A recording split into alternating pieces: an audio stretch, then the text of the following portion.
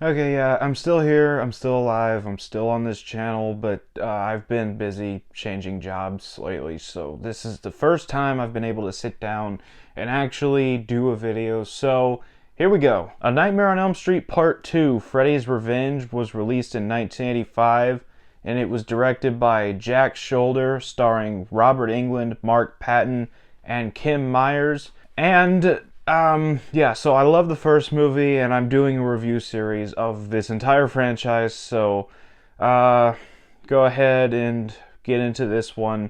Starting off with the good, and there's a little bit in this movie that I liked. I'm gonna go right off the bat say this is one of the weakest movies in the franchise for me. I don't absolutely hate it, so starting off with the good, I really like Mark Patton in this movie, and I thought he did a really good job as the character of Jesse. Yes, I'm fully aware of Mark Patton not exactly having a good time filming this movie because of all the gay undertones and the fact that he was a closeted gay man at the time. It just made him uncomfortable, and I fully understand that, but I still thought that he did a really good job as this character. Then you have Kim Myers as his girlfriend in this movie. I thought she did a really good job as well. In fact, I think that she was probably the best non-Freddy performance in this film. I thought she had great chemistry with Mark Patton.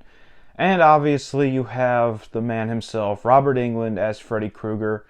And right off the bat, I'd say that this is probably Robert Englund's most dark and evil portrayal of Freddy Krueger, and he absolutely nails it. He's absolutely terrific in this movie. Freddy was scary in the original, but I felt like he was even scarier in this one, especially that scene where he succeeds in taking over Jesse's body and comes out into the real world, and that was just a very brutal, dark scene. I thought that Robert Englund portrayed it perfectly. And aside from the characters, you got some really good kills in this movie. You get the opening nightmare with the bus, which also closes out the movie as well. And you just get that shower scene with Freddy homoerotically tying up the gym coach and slashing him in the shower. That was a really cool kill.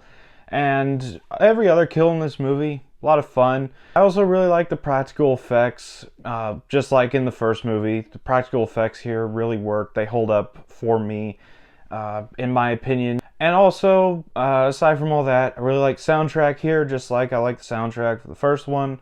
So, yeah, that's about all for the good. On to the bad, and there's a few things I don't like. First of all, the overarching story of Freddy trying to take over Jesse's body and come out into the real world, it just doesn't work for me. I feel like Freddy works way better as a dream threat than a real world threat. So having that whole storyline just doesn't work for me. And then there's the whole scene. I said it was cool where Freddy comes out into the real world at the pool party. I thought it was a really cool scene. It had a really cool shot of Freddy with the fire behind him. But I feel like that just went a little too goofy for a franchise about a guy who kills you in your dreams. But even that scene, it just...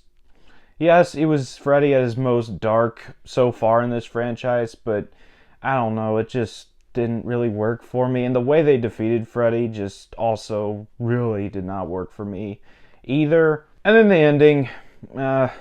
once again, just like the ending with the first one, they had to write some kind of cop-out where Freddy's not actually dead and he can come back later. So, yeah, that's about all for the bad. On to the final thoughts. This movie is one of the weakest in the franchise, easily. It's not absolutely terrible, but I'm also not a huge fan of it. A Nightmare on Elm Street Part 2, Freddy's Revenge, is pretty weak in my opinion, and I'm going to give it a 6 out of 10. So that was my thoughts on Freddy's Revenge. Have you seen this movie? What did you think about it? Let me know down in the comments. As always, I'd love to hear from you.